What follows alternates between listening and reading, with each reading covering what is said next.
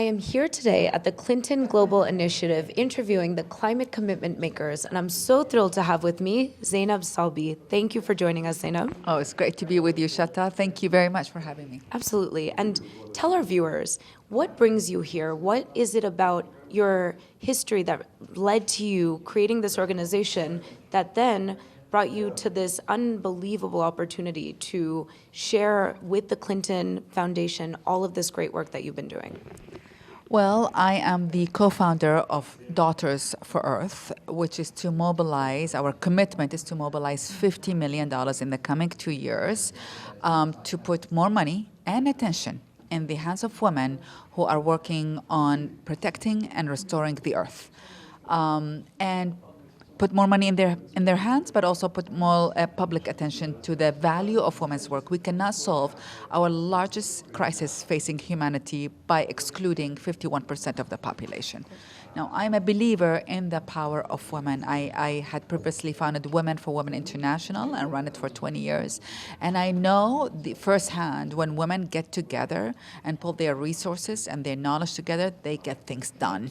I've seen it in Women for Women International, and since then, I'm now recreating that in Daughters for Earth, of how do we mobilize women to get each other's back, to have each other's back, to put more money in the hands of women who are on the front lines working for climate actions, and to raise public awareness and saying we cannot have discussions about climate solutions and all of that by not fully including women at the decision-making table. I love that. That was so to the point. It's so true. We have barely tapped the potential of women and girls, right? Absolutely. Imagine when we bring half the gender into this problem solving, we can maybe finally overcome this climate crisis. Absolutely. And it wasn't easy for me to come to the conclusion that we need to create Daughters for Earth. And it took a lot of research. And what we realized is that of all the financial commitments that are going, not CGI commitments, of all the philanthropic dollars that are going for environmental actions, only 2% of it is going to women. And 1% of it is going to indigenous people. So one thinks like, oh my God, here's another sector where women are marginalized in how much financial resources they're getting. Women are impacted a lot by climate action, by climate crisis, from floods to displacements to all of that. So they're really facing the impact face on.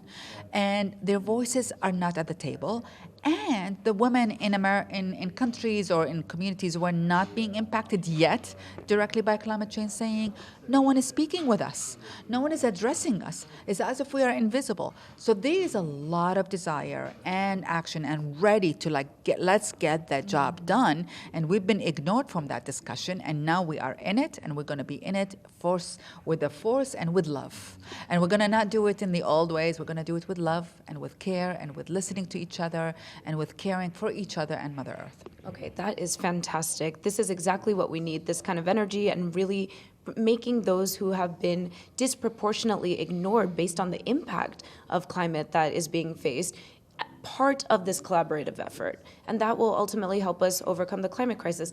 Do you agree with that? My next question for you is, based on all of the work that you're doing, does it seem possible we're going to be able to actually tackle this crisis and win in the end? 100%.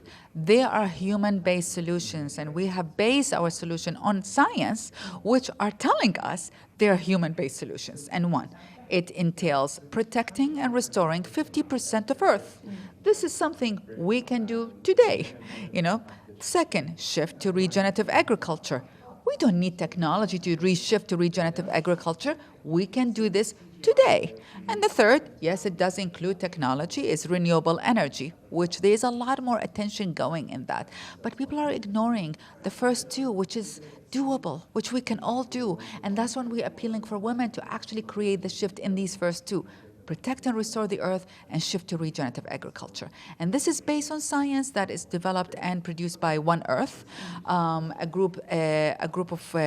organization that is saying there is human-led solutions and that we've got to do it and we can do it today. And we have 20 years to see the impact. Okay, so from your mouth to everyone watching's ears that we are the behavioral change needed to see these solutions into fruition. And we do have the science and technology, and there's more in the pipeline. So all of the tools, right, in the toolkit. Exactly. We're not actually, we are science-based. The science is saying protect and restore 50% of Earth, shift to regenerative agriculture, and renew and focus on renewing energy.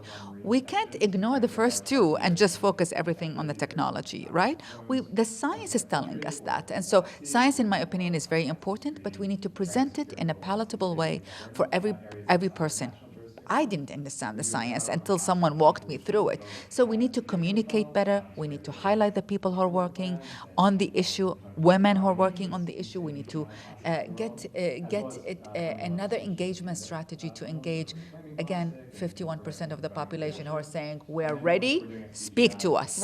Right. Well, as a behavioral scientist and communication scientist, this is perfectly worded. I have nothing else to say. That's exactly what we need to do, is to communicate science in a way that resonates, it's interpreted, and it's acted upon. And if we can mobilize this 51% of the planet, now we're talking about real accelerated solutions. So thank you. Thank you for everything. You know, and can I say, this is the thing about Daughters for Earth. Yeah. It's the daughterhood is an equalizer. We are all daughters, you know, of this earth and for this earth. And I'm like calling all women and girls and mothers and daughters and grandmothers and all their children and all their inclusivity to join the movement, really, because I believe in this is a time for collaboration. This is a time to get together for coalitions, not a time to do anything alone.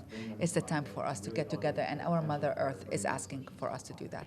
Okay, we're a daughterhood. We are absolutely a daughterhood. We are the daughterhood. That's what we're doing. So is there a daughter in particular, or is there an organization or a company that you would like to spotlight? Because with the platform, the We Don't Have Time platform, we like to give what we call climate love to those that are really sharing good ideas and help support the scaling of their solutions. So who would you like to share some climate love with?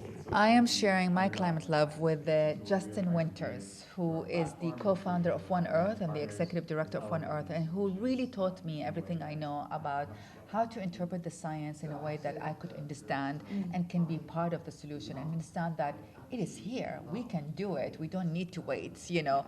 And so, Justin, I'm so grateful for all of your work and all of your investments in creating change, radical change on our Earth. They will definitely hear from us. Thank you so much for everything you're doing, Zainab. Really appreciate you taking this time. Wonderful. Thank you.